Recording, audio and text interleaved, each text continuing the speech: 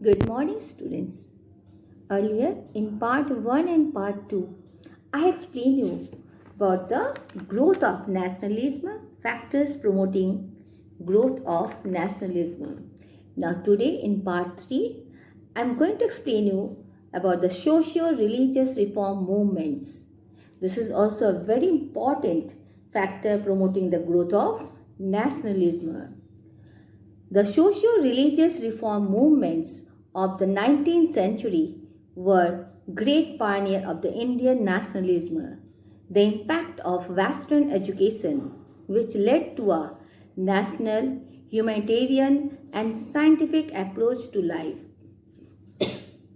made the educated Indians realize the need to reform their religion and society. They felt that the path or to progress lay in the acceptance of the best of the East and the West. The result was the birth of socio-religious reform movements touching almost every segment of Indian society. In the social sphere, these movements worked for the abolition of caste system, child marriage, dowry system, sati, and infanticide. They launched a crusade against social and legal inequalities. Prominent reform movements were Brahma Samaj founded by Raja Ram Mohan Roy, Arya Samaj founded by Swami Dayanand Saraswati, Ramakrishna Mission founded by Swami Vivekanand and Satyasbuddhak Samaj founded by Jyotiba Phule. Now let me explain you some of the social reformers. Raja Ram Mohan Roy, first I will explain you. Raja Ram Mohan Roy was one of the greatest social and religious reformers of the 19th century. He wanted to do away with the religious and social evils which were prevalent in Bengal at that time. In 1828, he founded the Brahma Sabha, which was later renamed Brahma Samaj. The Brahma Samaj believed in monotheism or worship of one god. It condemned idol worship and laid emphasis on prayer, meditation, charity, morality, and strengthening the bonds of unity between men all of all religion and creeds. Raja Ram Mohan Roy was against the rigidity of the caste system.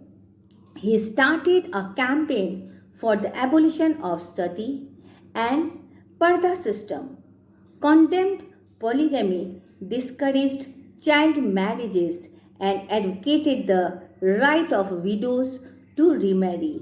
It was because of the efforts made by Raja Ram Mohan Roy that William Bentinck, the Governor General of India, passed a law in 1829 making the practice of sati illegal and punishable by law. He also protested against restrictions on the freedom of press.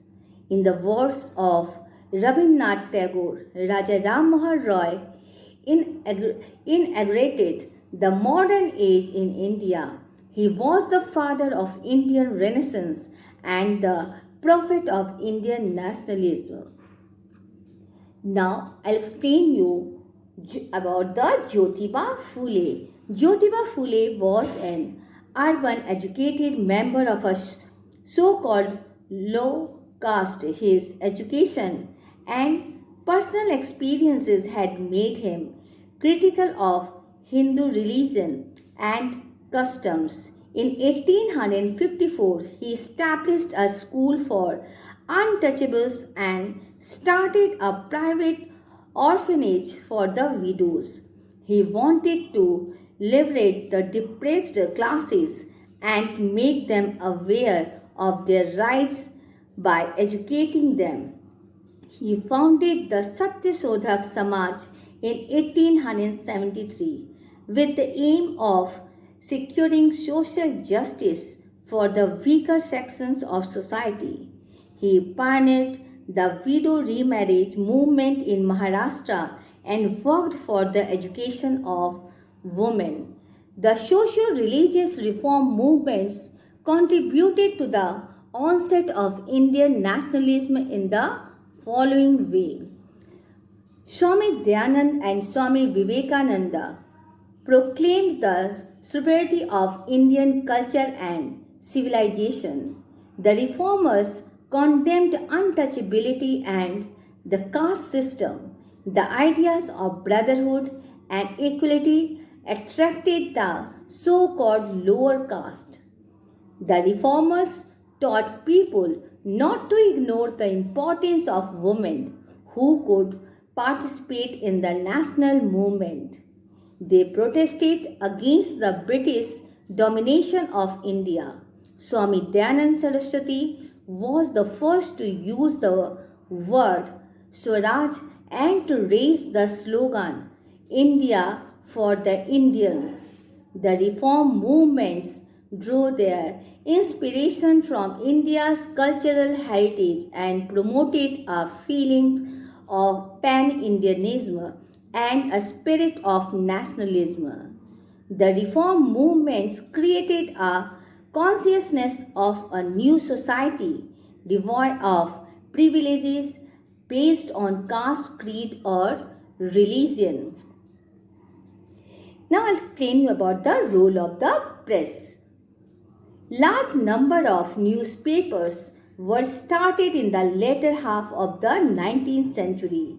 Some of the prominent newspapers were the Amrit Bazar Patrika, the Bengali, the Tribune, the Pioneer, the Times of India, the Hindu, and the Statesman in English. Many other newspapers and the magazines in the vernacular languages were also brought out.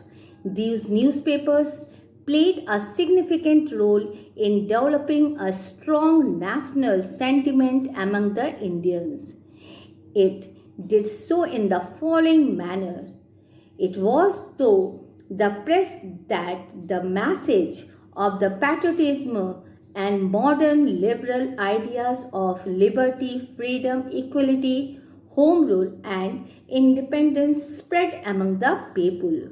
Second, the press carried on daily criticism of the unjust policies of the British government in India and exposed the true nature of the British rule in India. It made possible the exchange of views among different social groups from the different parts of the country and organizing political movements. Next, it made Indians aware of what was happening in the world. This awareness helped them to understand the political and social development of the outside world and shape their own policies and programs. Now I'll explain you about the precursors of the Indian National Congress. Okay. Now Raja Ram Mohan Roy was the pioneer of the political movement in India. He demanded liberty of the press, appointment of the Indians in civil courts and other higher posts, codifications of laws, etc. The first political association to be started in India was the Landholders Society in Kolkata in 1838. Many public associations were started in different parts of India, like Bengal British India Society, British Indian Association, East India Association, London Indian Society, and Indian Association. These associations served as a base for the formation of the Congress and All India political organization. The most prominent among these associations were: first is the East India Association. The East India Association was founded in London in 1866 by Dadabhai Naoroji. The association provided information on all Indian subjects to British citizens and members of parliament. It voiced the grievances of Indians and suggested remedial measures. Dadabhai Naoroji, the grand old man of India, was of the opinion that the British were basically just and good. He wanted to place the true state of affairs in India before the people of England so that the problems of the Indians may be resolved. The association had its branches in Mumbai, Kolkata, and Chennai. Now, for today, up to this only. From now on tomorrow, I will explain you other associations like the Indian Association and the Indian National Congress. Thank you. God bless you all.